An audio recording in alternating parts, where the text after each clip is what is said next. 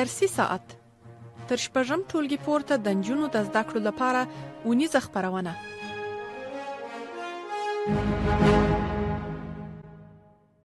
اعوذ بالله من الشیطان الرجیم. بسم الله الرحمن الرحیم. سلامونه نیکی هیله او احترامات مې قبول کړئ. قدرمنو او ګلالي زده کوونکو، زه برېښنا غمخوار یو ځل بیا هم تاسو ټولو ته ښه راغلاست وایم. د 11 ټولګي جغرافیه مضمون شپږم لوست ته هیله ده چې تاسو ټول قدرمن او ګلالي زده کوونکي به راته روغ جوړ او صحتمند اوسئ او د صحت شافي وطن. قدرمنو زده کوونکو، زموږ ستاسو د نن ورځې شپږم لوست د هېواد نیپلرونکي حوزې دی چې کتاب صفحه له 51 نه پیل تر 60 صفحې پورې دی. همدارنګه زموږ ستاسو د نن ورځې درسي اهداف چې نن ورځ به په لوست کې موږ تاسو ولولو عبارت دی له: لومړی د هېواد نیپلرونکي حوزې، دویم فلزات، دریم فلزات د فلزاتو د کانونو اقتصادي اهمیت زموږ په هېواد کې، څلورم د ودانۍ د ډبرو کانونه. دا هغه څلور مهم موضوعګانې دي چې نن ورځ به موږ تاسو په لوست کې ولولو او په هکله به یې بشپړ معلومات ترلاسه کړو. نو ستاسو د ټولو قدرمنو او ګلالي زده کوونکو د پوره توجه او دقت په هیله یم. هیله ده چې د لوست تر پایه پورې راسره ملتیا وکړئ. قدرمنو زده کوونکو، د لوست د پیل په شیبو کې لومړی موږ تاسو د هېواد نیپلرونکي حوزې پېژنو، یعنې زموږ د ګران هېواد افغانستان د نیپلرونکو حوزو په هکله معلومات لاسته راوړو. دا چې موږ تاسو د نفت له کلمې سره اشنا یو، موږ تاسو په دې باندې پوهېږو چې نفت زیرمې هغه زیرمې ته ویل کېږي کوم چې د حیواني ژوو څخه منشأ اخلي، چې د کلونه په ځمکه کې د تودوخې تر تاثیر لاندې راغلي دي او د اکسیجن د نشتون پرته څخه په نفتو باندې تبدیلي شوي دي. نو موږ وایو چې په نړۍ کې د نفتو زیات شمېر زیرمې شته چې د هغو له جملو څخه یو هم زموږ ګران هېواد افغانستان شمېرل کېږي چې زیات شمېر د نفتو زیرمې لري. کله چې په 1414 هجري لمریز کال کې په افغانستان کې د بهرنیو جیولوجستانو لخوا څخه څېړنې سرته ورسول شولې، نو د افغانستان په بېلابېلو سیمو کې لکه په شمال کې، لویدیځ کې، همچنان جنوب او جنوب لویدیځو برخو کې د نفتو زیرمې تثبیت کړلې چې د هغو له جملو څخه مهمه زیرمه یې پخپله په جوزجان کې ده. نن ورځ به موږ تاسو د افغانستان هغه مهمې حوزه لرونکي حوزې به وپېژنو د نفتو، کومې چې زیاتې مهمې دي. د هغو له جملو څخه یو مهمه حوزه چې د انګوت د نفتو کان دی، چې دغه کان پخپله د سرپل د ښاره څخه د 5 کیلومتري ختیځ کې موقعیت لري، چې د نفتو د طبقې 100 څخه تر 1200 متره پورې لیدل کېږي. او د دغه کان چې دی په خپله درنو زده کوونکو جیولوژیکي زیرمې یې په 7.1 میلیونه ټنو ته د ایستلو کېدو وړ دي، چې زیرمې یې تر اوسه پورې 2.06 میلیونه ټنه ښودل شوي دي. دویمه برخه بیا درنو زده کوونکو د اق د دریاو د نفت زیرمه ده. دا هم په خپله لکه څرنګه چې د انګوت زیرمه په 15 کیلومتري کې د سرپل څخه موقعیت لري، خو دا بیا د 10 کیلومتري په ختیځ کې د سرپل موقعیت لري، چې ټولې زیرمې 12 میلیونه ټنو ته ثابتې شوي دي او د ګټې اخیستنو وړ زیرمو له جملو څخه شمېرل کېږي چې 4 میلیونه ټنو څخه زیات اټکل شوې ده. همچنان د دې ترڅنګ دریمه برخه چې ده، یا هم دریمه حوزه چې ده د کشقرې د نفتو کان دی. د کشقرې د نفتو کان هم د سرپل د جنوب ختیځ ته په 12 کیلومتري کې په واټن فاصله کې موقعیت لري، چې موږ تاسو مخکې ولوستله. انګ چې و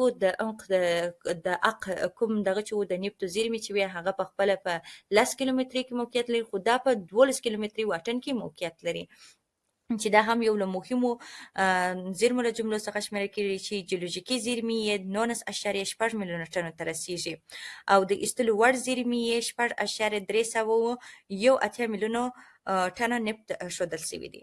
څلورمه برخه درنو زده کوونکو د زمرد سایې د نفتو زیرمې دي. دغه زیرمې چې دی د شبرغان د ښار د جنوب لویدیځ کې په 80 کیلومتري کې موقعیت لري، چې زیرمې یې 9.9 میلیونه ټنو ته د راایستلو د وړ کېدو زیرمو له جملو څخه شمېرل کېږي، چې هغه زیرمې بیا 3.4 میلیونه ټنو ته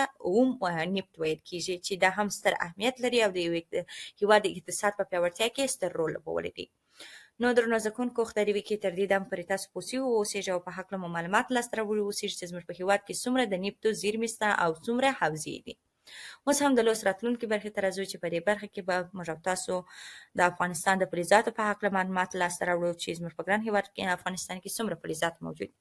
قدرمنو زده کوونکو، دا چې موږ او تاسو ټول پوهیږو انسانان له ډېره پخوا راهیسې څخه فلزات پیژني. موږ او تاسو د فلزاتو د کلمې سره اشنا سوي یو، خو په پخوا وختونو کې د فلزاتو څخه کار اخیستل یا هم استفاده کېدل په ډېره کمه اندازه سره، یعنې په محدود شکل سره و. د هغو د نښو له مخې څخه په دې برخه کې موږ او تاسو په دې باندې پوه سوي یو چې فلزات د انسانانو چې کله وپېژندنه نو په هغه وخت کې مس او بیا وروسته اوسپنه وه. خو زموږ په هېواد کې یو شمېر زیات فلزات شته چې د هغو له جملو څخه مس دي، د اوسپنې سرب دي، کروم دي، جس دي او ګرانبایه فلزات لکه سره زر، سپین زر، زیرمې او سرچینې زموږ په هېواد کې شته چې نن ورځ به موږ تاسو په لوست کې ولولو. لومړنۍ برخه د هغو له جملو څخه خپله اوسپنه ده. اوسپنه هغه زیرمه ده چې زموږ د ګران هېواد افغانستان د اقتصاد په پیاوړتیا کې ستر رول لوبولی دی. د اوسپنې زیرمې زموږ په ګران هېواد افغانستان کې د کندهار په خاکریز کې پیدا کېږي چې دغه زیرمو اندازه 8.23 میلیونه ټنه ښودل شوې ده او د حاجي ګک کان دی. د هرات د غوریانو کان چې په 1488 هجري لمریز کال کې له یوې ایراني کمپنۍ سره د پلټنې تړون وشو، نو د بدخشان او د سیا درې کان یې د اټکل زیرمې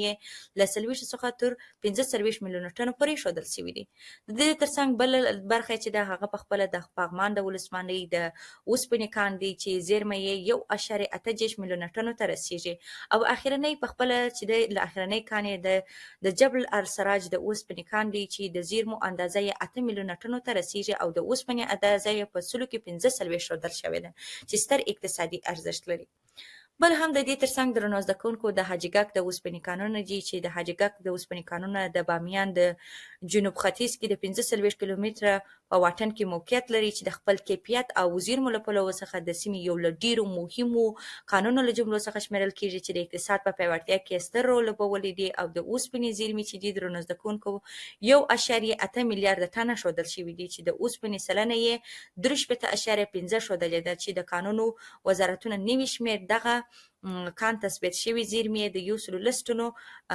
ټنو له اټکل زیرمو څخه ښودلې دي چې په 2008 میلیونه ټنو ته حساب شوي دي چې د حاجي ګک دغه کان له زیرمو څخه د ګټې اخیستنې امکان شته چې یو له سترو امکاناتو له جملو څخه شمیرل کېږي. او هم چې نن درنو زده کوونکو بله چې دی په خپله د مسو کان دی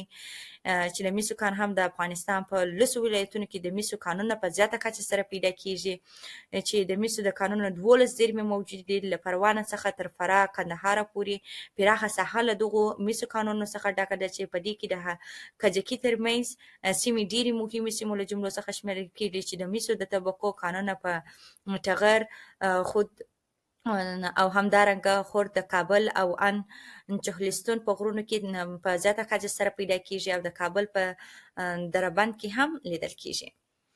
هم چې نن درنو قدرمنو زده کوونکو بله برخه چې ده هغه په خپله د لوګر د انک د مسو کان دی چې دغه کان په خپله د کابل ښار په جنوب ختیځ کې موقعیت لري چې اټکلي زیرمې 4 میلیونه ټنو ته رسیږي او په دغه کان کې د مسو اندازه په سلو کې 1.2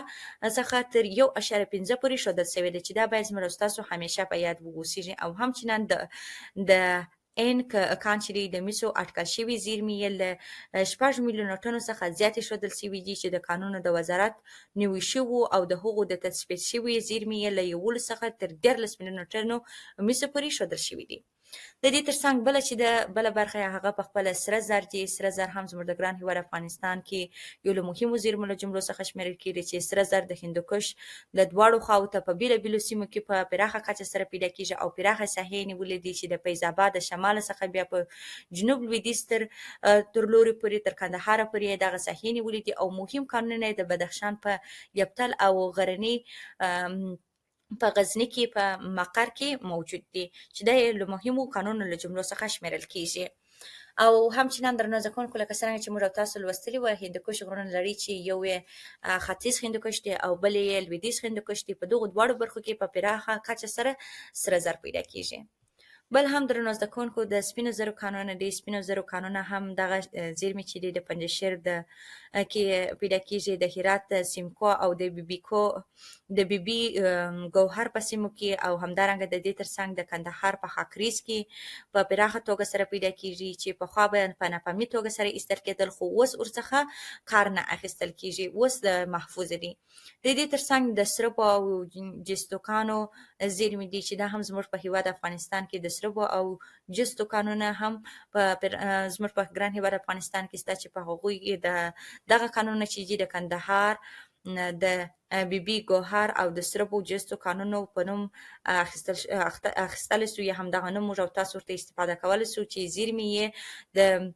1,000 ټنه څخه جست او 5,500 ټنه سرب ښودل شوي دي چې د هرات د چشت په سیمه کې او د هزاره جاتو د تولک او د غوربند پر نجل په سیمو کې هم موجود دي. بله برخه یې درنو زده کوونکو هغه خیرنۍ برخه چې ده هغه په خپله د کروم د ډبرو کانونه دي. د کروم د ډبرو د شتوالي نښې بیا په خوست او میدان وردګو او لوګر او محمد اغي او ګلنهار او کندهار سیمو کې پیدا کیږي چې یو له مهمو کانونو له جملو څخه شمیرل کیږي. نو درنو زده کوونکو تر دې دمه پورې مو د افغانستان د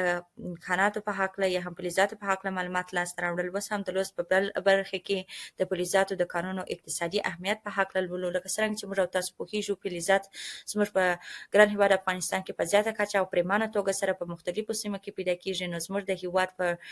ډیرو برخو کې یې د اقتصاد په پیاوړتیا کې ستر رول لوبولی دی. د افغانستان فلزي زیرمو په لرلو سره یو بډایه هیوادونو له جملو څخه شمیرل کیږي او فلزي زیرمې چې دي د یو هیواد په صنعتي کېدو کې د خلکو د ژوند د کچې په لوړېدو کې او د اقتصاد په پرمختیا کې یو مهم او ضروري پدیدو له جملو څخه شمیرل کیږي چې له فلزاتو څخه د دروازو او د کړکیو میزونو چوکیو ماشینونو او پرزو همچنان د فابریکو په جوړولو کې او د لوښو په جوړولو کې په پراخه توګه سره ګټه اخیستل کیږي چې د یو هیواد کې د فلزاتو کچه زیاتوالی د اقتصاد د پرمختګ لامل ګرځي. او همچنان درنو زده کوونکو زموږ او ستاسو د نن ورځې په لوست کې د ودانیو د ډبرو کانونو په هکله دی چې په دې برخه کې به موږ او تاسو د ودانیو د ډبرو کانونه وپېژنو. لکه څرنګه چې موږ او تاسو ټول پوهیږو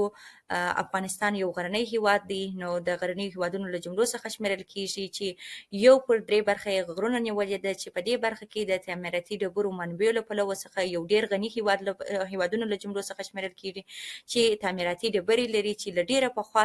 زمانې راهیسې په کې کار کړی دي چې د هغو له جملو څخه یو په خپله ګرانیت یا هم خارا ډبرې دي چې په دغه ډول ډبرې د ځمکې په ژورو برخو کې او اورغورځونکو سیمو کې پیدا کیږي یا هم رامنځته کیږي چې ښکلی رنګ لري او دا ډبرې د ترقم او سختوالي له امله څخه د ودانیو په زینو تهدابونو یا هم بنسټونو کې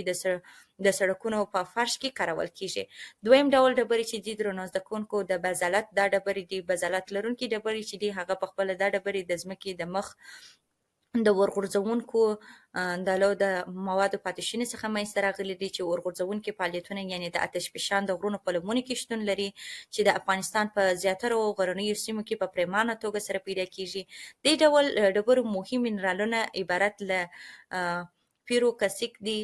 فلدسپار دي، المونیم دي، الیون دي او ځینې نور منرالونه په دې کې موجود دي چې دغه ډول ځانګړي آب و هوا کې پیدا کیږي. همچنان بله متحول ډبرې دي چې دغه ډبرې په دریابونو کې له رسوب او آهنګي ډبرو څخه رامنځته کیږي چې ډېرې ښایستې او زینتي ډبرې دي. څلورم ډول ډبرې چې دي درنو زده کوونکو د رحم او مرمر ډبرې دي چې دغه ډبرې د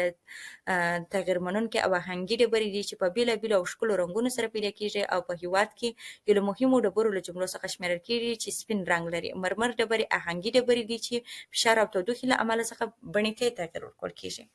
نو درنو زده کوونکو اوس هم راځو د لوست راتلونکې برخې ته چې په دې برخه کې ستاسو کورنۍ دنده د 3 دنې سوالونه دي چې هر سوال ته به تاسو مطابق ځواب ورکوئ. لومړنی سوال درنو زده کوونکو